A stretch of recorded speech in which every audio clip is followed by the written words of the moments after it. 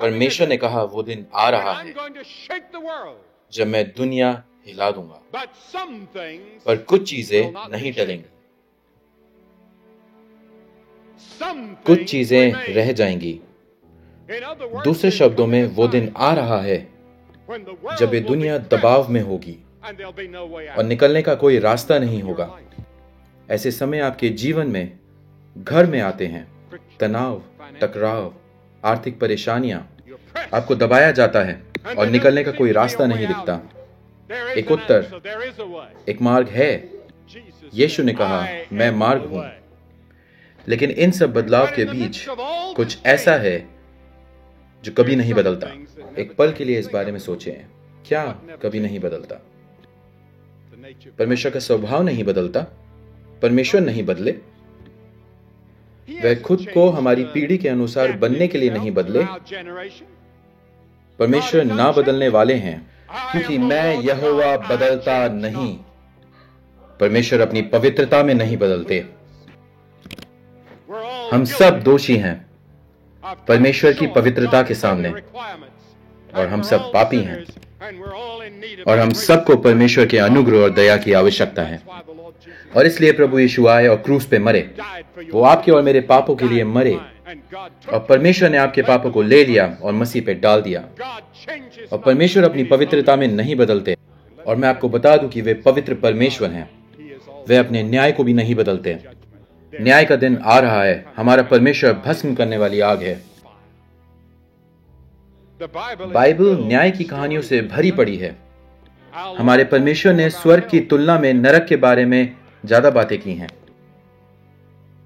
न्याय का दिन आने वाला है। हमारा परमेश्वर पवित्र परमेश्वर है, और आप और मैं वहां खड़े होने वाले हैं। जब मैं वहां खड़ा होऊंगा, मैं न्याय नहीं मांगूंगा, मैं दया मांगूंगा।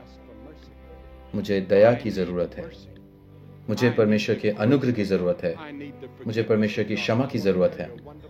और मैं आपको एक अद्भुत बात बताना चाहता हूं। परमेश्वर आपसे प्रेम करते हैं, और वे आज रात आपको क्षमा करना चाहते हैं। वे आप पर दया करना चाहते हैं। परमेश्वर आपके किए हर एक पाप को क्षमा कर सकते हैं। परमेश्वर मसीह के कारण तख्ती को पोंछ के साफ कर सकते हैं।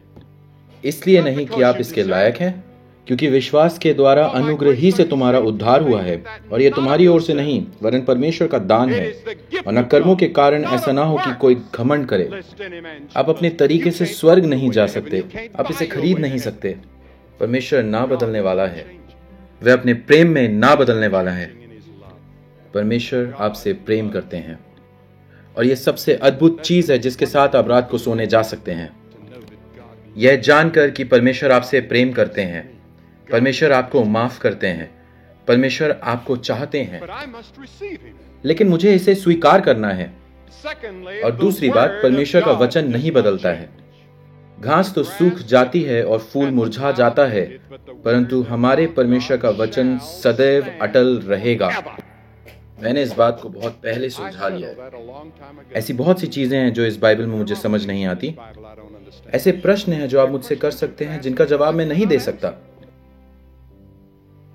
मुझे इस किताब के सारे जवाब नहीं पता हैं। कैसे एक सीमित बुद्धि मुझ जैसी उस असीमित को समझ सकती है, मैं नहीं समझ सकता। फिर एक दिन मैंने बाइबल खोली और मैंने कहा, हे प्रभु, मैं इसे आपके वचन के रूप में स्वीकार करता हूं, विश्वास के साथ। और यह उस पल से सुलझ गया। जब मैं पवित्र शास्त्र से बताता हूं जो मैं जानता हूं, मैं जीवित वचन के बारे में बताता हूं। और अंत में उद्धार का मार्ग नहीं बदला। इन सारी सदियों में परमेश्वर के राज्य का मार्ग ठीक वैसा ही है जो पहले था। यीशु ने कहा, मार्ग और सत्य और जीवन मैं ही हूं। बिना मेरे द्वारा कोई पिता के पास नहीं पहुंच सकता। वे कभी नहीं बदलेंगे, लेकिन आपको बदलना होगा।